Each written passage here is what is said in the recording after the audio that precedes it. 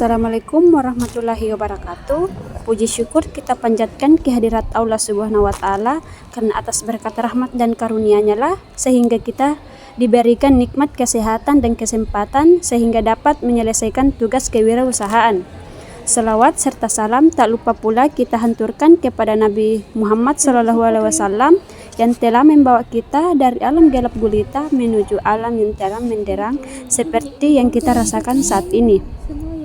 Baik, perkenalkan kami dari kelompok 6, kelas PGSDD dari Fakultas Perguruan dan Ilmu Pendidikan Universitas Sulawesi Barat.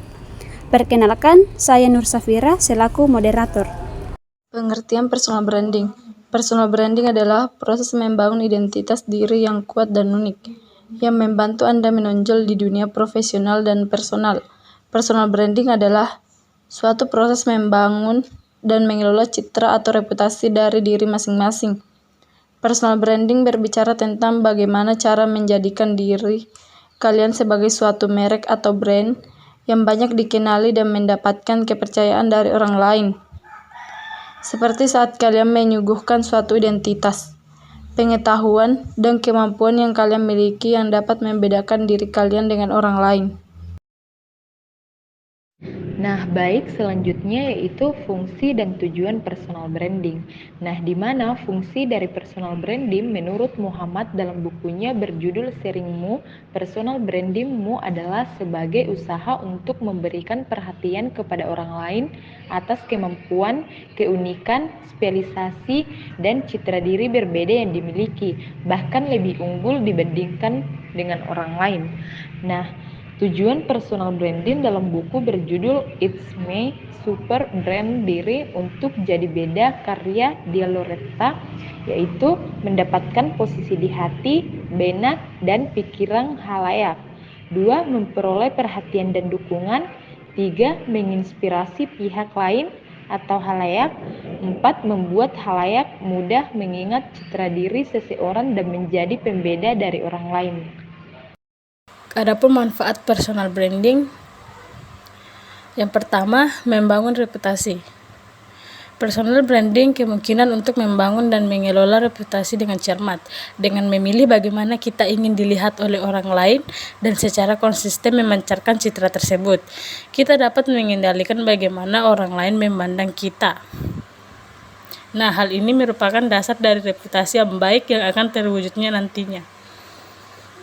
Yang kedua, kredibilitas adalah kualitas, kapabilitas, atau kekuatan untuk menimbulkan kepercayaan.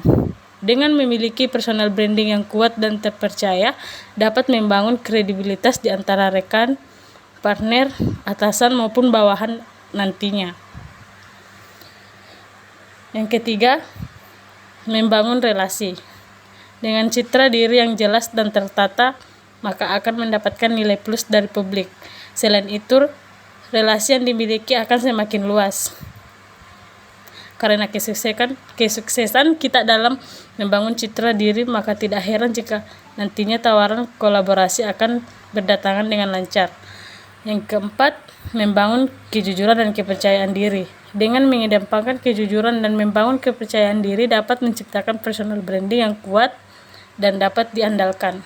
Yang kelima, meningkatkan citra sosial media.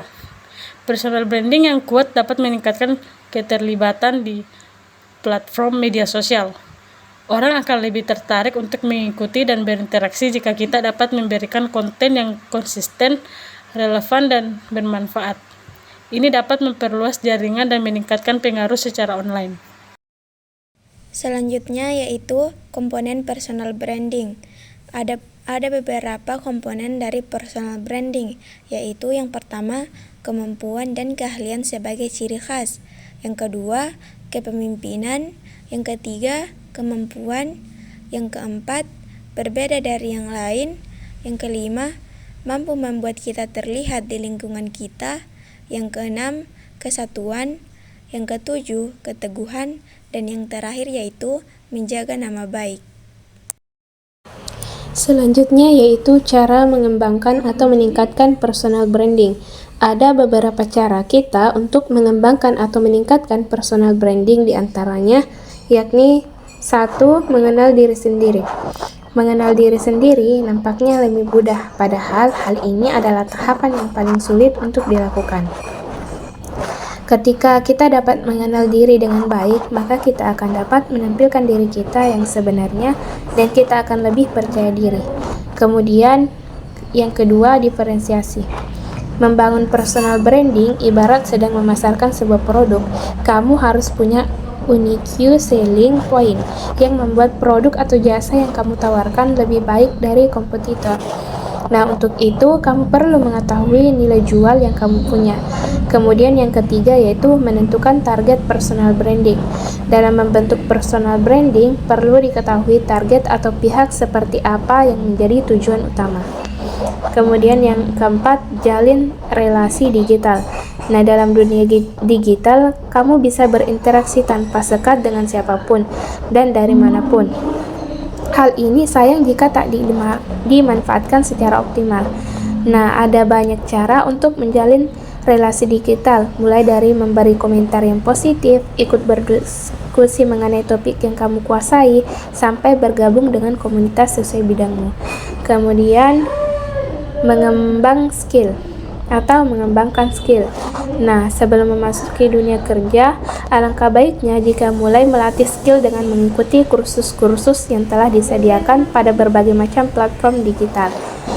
Dan yang terakhir yaitu mengikuti kegiatan organisasi. Kegiatan organisasi kampus akan membantu dalam mengembangkan minat serta melatih skill public speaking. Nah, skill ini akan bermanfaat ketika memasuki dunia kerja dan akan melatih kemampuan dalam menjalin komunikasi dengan orang lain. Sekian materi dari kelompok kami, semoga dapat dipahami dan dapat menjadi ilmu yang bermanfaat untuk kita semua.